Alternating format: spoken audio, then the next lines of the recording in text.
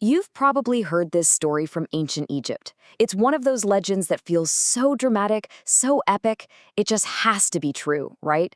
We're talking about the Bride of the Nile, a haunting tale of beauty, gods, and the ultimate sacrifice, all for the sake of the river's flood. Picture this. Every year, as the people waited anxiously for the life-giving flood of the Nile, they would perform this incredible ritual. They'd find the most beautiful young woman in the land, dress her up in the most amazing clothes and jewels, and then, in a massive ceremony, they'd offer her up as a living bride to the river god, Hapi, by casting her into the water. It's a truly haunting image, isn't it? I mean, it's such a powerful story. It's inspired movies, books, you name it. But underneath all that drama, we have to ask the big question. Did this actually happen? Are we talking about real history here, or is it just pure myth? To get to the bottom of this, we need to look past the legend and dig into what the archaeologists and historians have actually found. So let's separate the epic story from the cold, hard, historical facts. Well, when you talk to the experts, the answer is crystal clear. Egyptologists like Dr. Hussein Abdel Basir are pretty blunt about it. In all of the vast records of ancient Egypt, and I mean all the hieroglyphs, the papyrus scrolls, the tomb paintings, there is absolutely zero mention of an annual ritual where a young woman was sacrificed to the Nile. The evidence just isn't there. And this really gets to the heart of it. The whole myth revolves around sacrificing a living, breathing person. But the reality? It was something purely symbolic. The sacrifice wasn't a woman at all, but something made to look like one. So what was really going on? Well, the Egyptians did have this big festival, the Festival of the Nile's Fidelity. And yeah, they made offerings to the god Hapi, hoping for a good flood. But these were things like flowers, greens. And as for the bride, it wasn't a person. It was a specially made doll, all dressed up and offered to the river as a symbol. Okay, so case closed, right? The myth of the Bride of the Nile? Busted. But this brings up an even bigger question. Does that mean ancient Egypt was completely free of human sacrifice? Well, the answer gets a little more complicated. So while the annual sacrifice to the river is a total fabrication, archaeologists have uncovered evidence of a very different and much, much older type of ritual killing. It's called a retainer sacrifice, and it has absolutely nothing to do with the Nile flood. Retainer sacrifice is pretty much exactly what it sounds like. We're talking about the very dawn of Egyptian civilization here. When a king died, his retainers, his servants, officials, artisans, even his guards, were killed and buried in tombs all around his. The belief was that they just continue serving him in the next world. It's really important to see how different this was from the myth. This wasn't some annual thing for the river. It was all about royal burials, way back at the very beginning of Egyptian kingship. And get this, it didn't last long. The practice was totally abandoned after the first dynasty.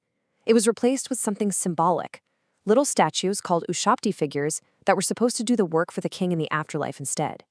It shows this really fascinating shift in their beliefs, from literal to symbolic. But the story doesn't stop there. Long after the pharaohs were gone, a whole new chapter gets added to the myth, a really famous legend from the Islamic era that supposedly explains how this pagan ritual was finally put to an end. You might have heard this one. After the Muslim conquest, the commander, Amr ibn al-As, is told the Nile won't flood without its bride. He forbids the ritual, and sure enough, the river level drops. So he writes to Caliph Omar, who sends back a letter addressed not to Amr, but to the Nile itself. They throw the letter in the river, and boom, the next day, the Nile rises higher than ever. It's a fantastic story, right? A clear triumph of faith over paganism. But, just like the original myth, it doesn't really stand up to historical fact-checking. Islamic scholars have looked at it and concluded its chain of narration is weak, which basically means it's not considered an authentic event. It was probably a story made up later to show the power of the new faith. Okay, let's recap. The story of the sacrifice? Not true. The story of how the sacrifice ended? Also not true. So why in the world is this myth so persistent? Why do we all seem to know it? The answer, it turns out, isn't in history books. It's in art. The Bride of the Nile, you see, has had this incredible second life.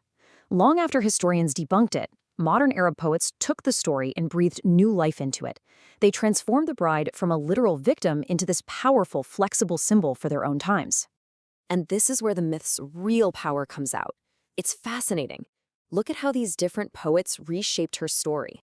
For Ahmed Shawki, she was a symbol of Egypt's glorious past and national heritage. For Gibran Khalil Gibran, she became this mystical symbol of rebirth and our connection to nature.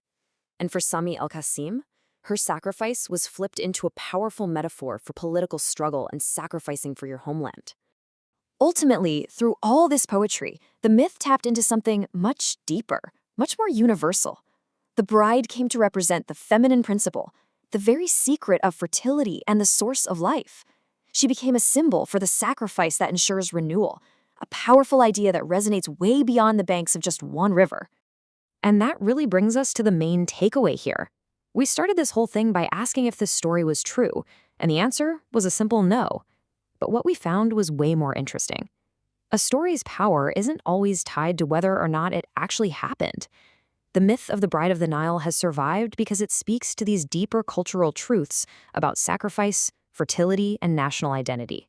So it leaves us with one last, kind of mind-bending question to think about. We know the historical truth was just a wooden doll, but the story of a living bride is the one that captured our imagination, the one that inspired generations of artists. It really makes you wonder, doesn't it? How can a myth, something that never even happened, become so much more powerful